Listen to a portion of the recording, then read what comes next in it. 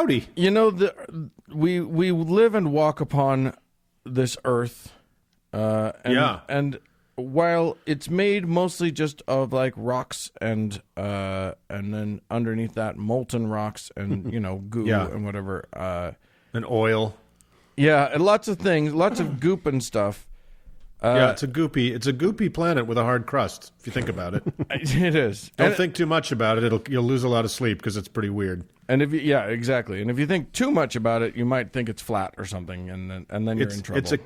It's a Cadbury egg, but if the middle of the Cadbury egg is like 4,000 degrees, so right, exactly. That's what it is. But some people like to personify it, and say that indeed. Say that it's more than just a bunch of rocks. And I think one of those people is Uncle Doug. It is indeed me. Well, fellow uncles, I didn't see you there. Hello, behind you. Yeah, that's because you're not in the same country. Lo, I come from behind. Jesus. I don't know what that means, but almost every time. It sounds dirty. Well, I am in Canada, where that statement is actually a Class B misdemeanor. So, well, it turns out that 1-800-Mountie right now. It turns out that we're recording today on Mother's Day, so happy Mother's Day to any listeners out there who qualify. Even though we're late to getting it to you. Even though it's going to be coming out after the fact. Yeah. The love is in real time. You got 364 shopping days till the next one. We'll just let you know that. That's right. Yeah. So I thought we'd spend a little time talking about the mother whose house we all still refuse to move out of, Mother Earth. Now, before we get into the meat of the discussion, we need to give a nod to the original Greek primordial mother goddess, the goddess of the earth, Gaia, or her Roman equivalent, Terra. She is often depicted as a very voluptuous, bare-chested woman. On a personal note, she was very likely the source of Uncle Doug's first erection, followed immediately by terror and shame that would prevent another one for over half a decade. Just very quick. Wait a minute. Were you looking at the Earth and you got a little boner? Yeah. So in the third grade, my teacher was Mrs. Mackenzie. Mark, you had her as well, I believe. If you say so. It's a long time ago. Yeah, I can say her name because I can pretty much guarantee she's no longer with us.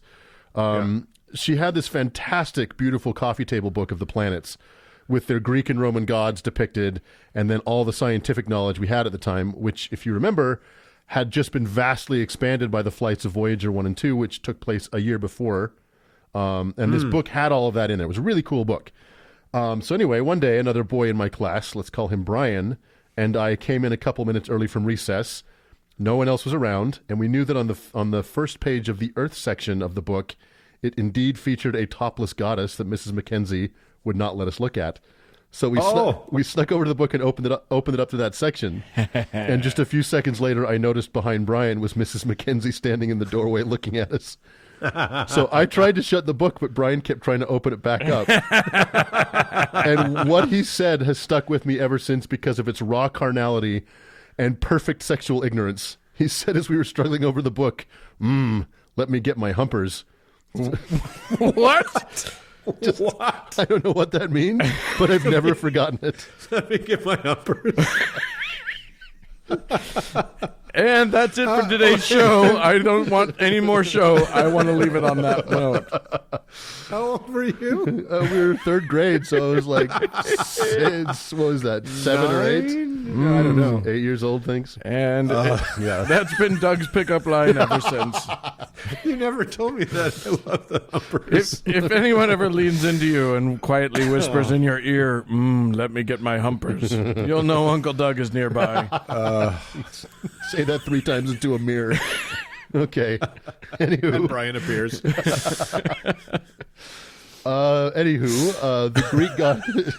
The Greek goddess Gaia was the immediate parent to Uranus, which I'm sure everyone has a funny story about. I'm already struggling. I'm just having the giggles. You have to say Uranus. Okay.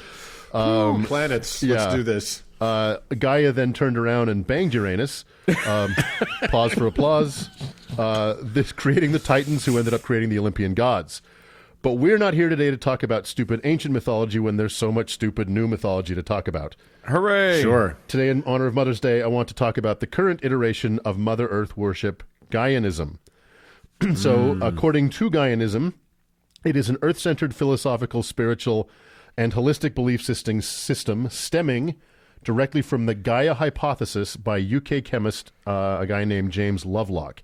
Oh, good science. Well, thank God we're going to be saved, everybody, by science. There's enough science, a soupçon, to give it some kind of a patina of reality. So basically, the Gaia hypothesis claims that the organisms living on the Earth and the Earth itself have over time acted like a single self-regulating system.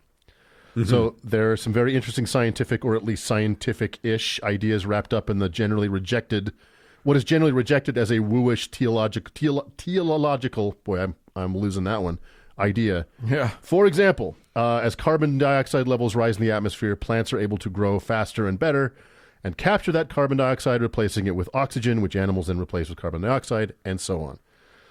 So in this view, there is a nearly conscious process of homeostasis going on. Some, of course, believe that there is a fully conscious process of homeostasis, and they spend their afternoons trying to communicate with this consciousness. Right. However, the scientific view is more complicated and far less harmonic.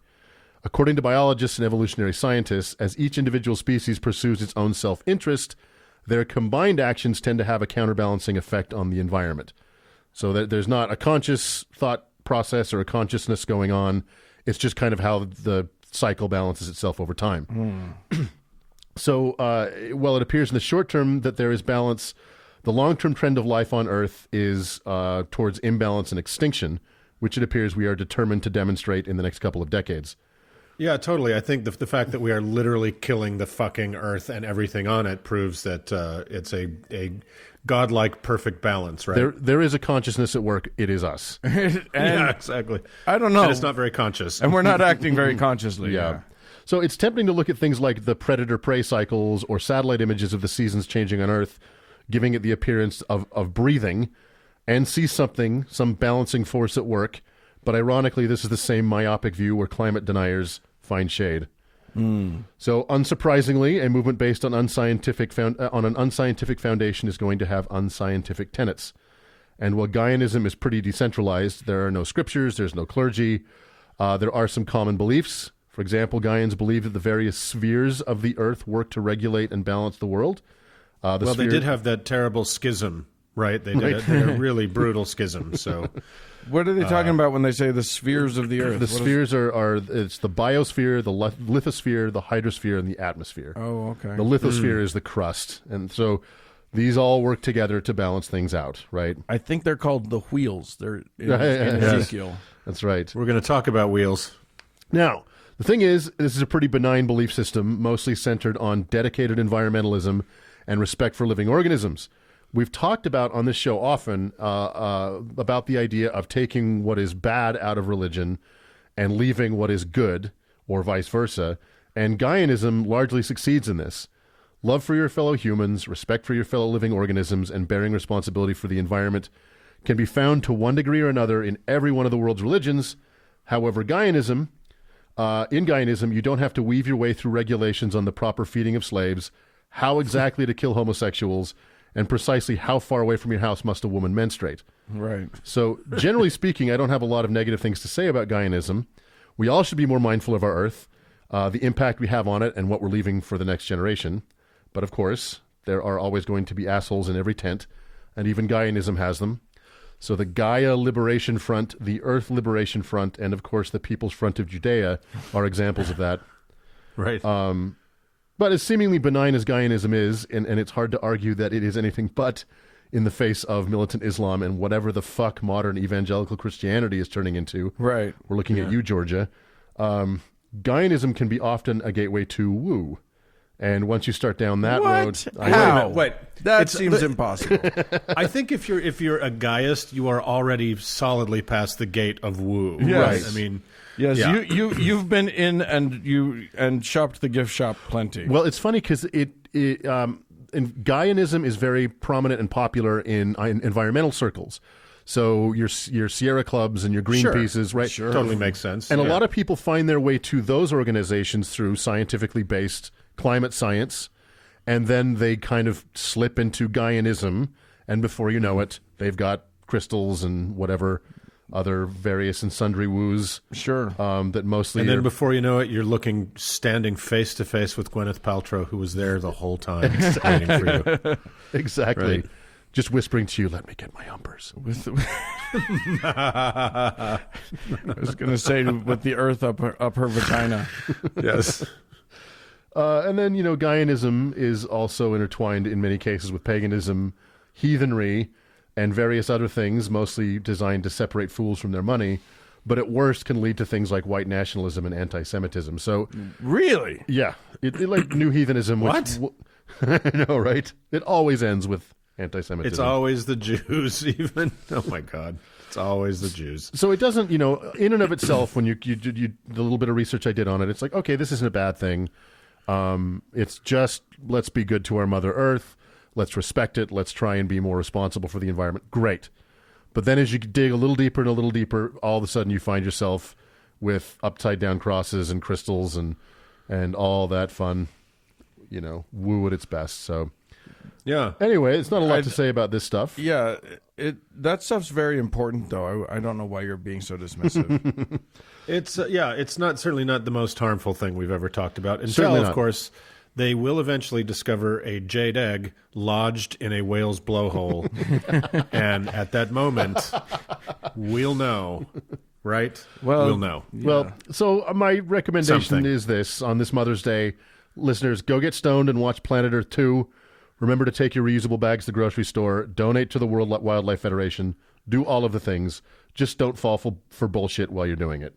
So there you go. Oh, that's a nice Words to live by. A nice way to end a segment. Happy Mother's Day, everybody. Let's move on then. Let's move on.